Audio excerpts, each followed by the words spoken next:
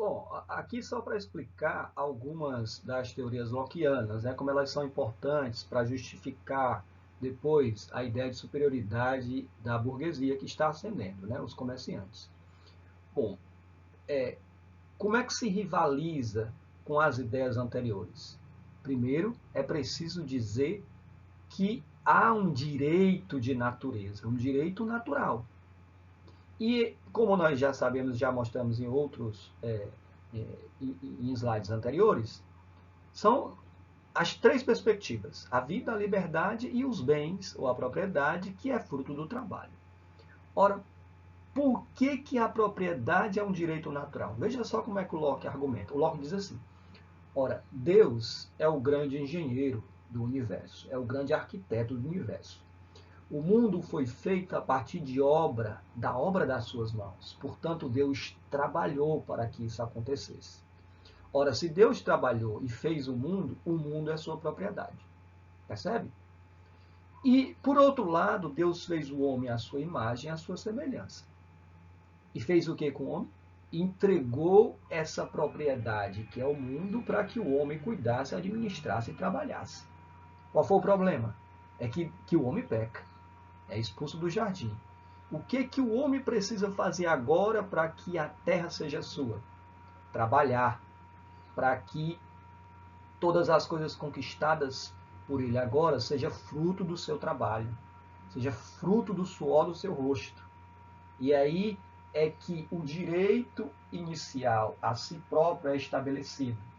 Direito ao seu próprio corpo, que é a sua primeira propriedade. E tudo que o homem conquista a partir dessa sua propriedade, dada via direito natural de natureza por Deus, é agregada a essa propriedade primais ou principal, que é o corpo. Portanto, tudo que o corpo fizer, trabalhar, produzir, vem-lhe por direito natural ser agregado à sua propriedade principal, que é o seu corpo. Portanto, o fruto do trabalho humano gera propriedades e essas propriedades lhe são dadas por direito de natureza. Percebem? E isso é interessante porque, né, no próximo slide eu vou explicar isso, a ideia de como os burgueses vão se contrapor agora, né, por um fundamento filosófico das ideias, como eles vão rivalizar agora com a sociedade anterior, ou com a ordem social estabelecida anterior, que é a ordem dos nobres, do clero e dos servos. Né? Bom, é isso. Portanto, a partir desse sentido aí, né, que a gente tem o processo de superioridade da burguesia frente aos nobres e aos pobres. Por que isso? Ora, se a superioridade anterior dos nobres era via direito natural dado por Deus para que se estabelecesse essa hierarquia entre nobres, clero e os servos, essa hierarquia era a constituição divina. Ela era otorgada, ela era fundamentada no direito natural dito pela igreja para que essa hierarquia fosse aceita socialmente. Então você tinha um pacto de submissão aí, como eu falei anteriormente. Só que quem é que está trabalhando agora? São os burgueses. Quem é que está produzindo? São os burgueses. E o que o trabalho é agora? O trabalho é fruto de algo providenciado por Deus para a construção de propriedades, que é um direito natural. E aí quem trabalha e constitui propriedades e foge à natureza e constrói coisas na natureza para si próprios, esses são os dignos, digamos assim, porque esses estão fazendo a ordem de Deus, conquistando as coisas e o seu trabalho. E a nobreza e o clero fazem o quê? São usurpadores, são parasitas, digamos assim. Eles não trabalham. Quem trabalha são os burgueses, são os trabalhadores. E eles, evidentemente, pelo fruto do trabalho, conquistou isso, conquistou aquilo outro, aquilo outro. Portanto, eles são superiores porque estão municiados ou estão fundamentados pelo direito natural, via Deus. Ora, e os pobres? Por que eles são superiores aos pobres? Os pobres, como todos são iguais na sociedade, por que tem pobres? Porque eles não trabalharam, porque são preguiçosos, ou porque eles não administraram bem os seus recursos. Portanto, a questão da pobreza ou da riqueza é uma questão de mérito. Perceba que esse debate do mérito e do não mérito, ele se arrasta desde esse período e se estabelece muito forte hoje. A ideia de que o sujeito é pobre porque não se esforçou bastante. Ele é pobre porque não trabalhou bastante, porque é preguiçoso, porque não economizou, porque ele na realidade gasta com bobagens, com superficialidades, enquanto os outros trabalharam de forma correta, trabalharam mais do que o outro, conseguiu juntar e etc, etc. Portanto, a sua riqueza é fruto do mérito. Então, é aí que há uma espécie de superioridade, né, digamos assim, desses.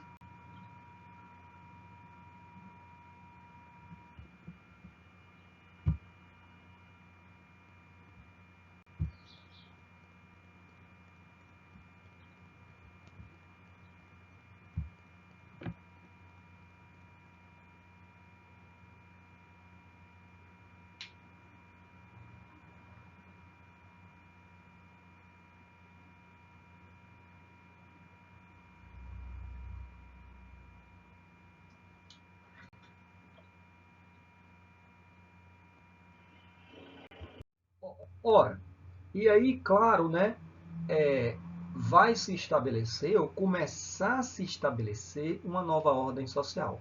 Por quê? Ora, esse pacto de submissão anterior que tinha na sociedade feudal, ela vai começar a ruir aos poucos. Porque você já tem uma autoridade divina para a propriedade, já tem uma autoridade divina para a liberdade e para a sua própria vida. Portanto, os estabelecimentos ou o estabelecimento do indivíduo está aí muito claro, né? Ora, e todos os indivíduos são agora homens livres e iguais. O que se tinha anteriormente era uma hierarquia, né? Uma hierarquia. Então a sociedade era toda hierarquizada. Agora a sociedade é uma sociedade de iguais. Além de iguais, são de homens livres. Portanto, esse pacto de submissão ele vai começar a ruir, e isso é muito importante. Por quê? Porque agora você abre a possibilidade de estabelecer uma sociedade civil a partir dos contratos, do contratualismo. Ora, por quê? Porque todos agora são livres e iguais. Você não faz só pacto agora só com os nobres, você faz pacto com todos. Você não tem mais essa hierarquia cujo os servos não podem nada, percebe? Agora, o trabalho é um direito divino de construção de propriedades. E agora nós somos livres para compactuar, para fazer contratos de forma livre na sociedade, porque o que está em voga agora é o indivíduo, é a particularidade, é a singularidade. E todas as singularidades juntas aí vão formar uma sociedade de iguais e de livres. Pelo menos do ponto de vista teórico, claro, né? E, então, esse aqui só para abrir um parênteses, né? Os três grandes contratualistas, é importante falar deles, do Hobbes, do próprio Locke e do Rousseau, né? Quem tiver interesse um pouco mais sobre a ideia do contrato, do contratualismo, esses três são grandes nesse negócio chamado contratualismo. Bom, e agora essa nova sociedade, essa sociedade que está se estabelecendo, ela está fundamentada no indivíduo. O indivíduo é a origem e o destinatário do poder político. Porque somos nós, enquanto iguais, que estabelecemos as regras do poder, do governo. Por quê? Porque nós, o nosso direito de natureza, pegamos eles e cedemos ao Estado, para que o Estado administre as potencialidades das nossas individualidades. Aqui, pessoal, as ideias liberais estão a todo vapor. e ela vai se estendendo, se estendendo, se estendendo, né, até ganhar o seu auge nas ideias, o seu auge com o iluminismo. Beleza? E, né, sobre esse mapeamento mental aqui, eu gostaria de citar apenas uma citaçãozinha do Locke, quando ele diz assim, ó, não é a diversidade de opiniões, mas a recusa de tolerância para com aqueles que têm uma opinião diferente que produziu todos os alvoroços e guerras que ocorreram no mundo cristão, e isso por causa da religião. E aí, né, eu gosto de um filósofo iluminista chamado Voltaire, muito importante, que eu gosto muito. Ele costuma ser crítico e, né, irônico contra boa parte dos filósofos. E no caso do Locke, né, ele é bem elogioso. Ele diz assim, ó, o Voltaire dizendo sobre o Locke, né? Aproveitando, né, o Voltaire escreve um tratado sobre a tolerância também, né? Na esteira daquilo que o Locke escreveu, ele escreve também um tratado sobre a tolerância. Ele diz assim, ó, ao sábio Locke, e aí ele diz, a tolerância jamais provocou guerras civis. Todavia, a intolerância cobriu a terra de carnificinas. Aí, só para você ver, né, como essa ideia da tolerância é super importante para esse filósofo do 17, o Locke, e, claro, para o filósofo 18 do iluminismo, o Voltaire.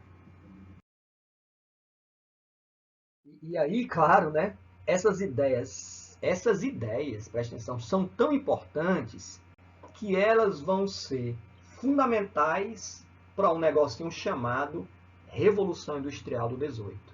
Vai ser fundamental para um negocinho chamado a Revolução, né? Ou que vai gerar a independência dos Estados Unidos depois. A Revolução dos Estados Unidos. A Revolução Francesa. E, claro, são ideias fundamentais para todo o corpo doutrinário ou das ideias iluministas. Por isso que o Locke, nesse momento, ele é tão importante, né?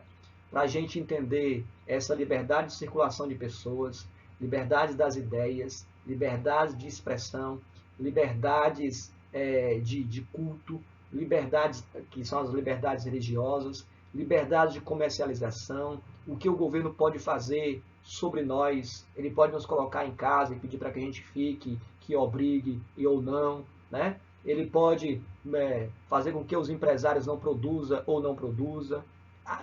Essas ideias estão impregnadas na atualidade e ela vem desde esse período, né? Você tem um processo de gestação dessas ideias, nós vamos comprando essas ideias, comprando, estabelecendo elas, ao ponto de chegarmos, né, no século XXI e essas ideias estarem, né, borbulhantes, estar em disputa nesse momento.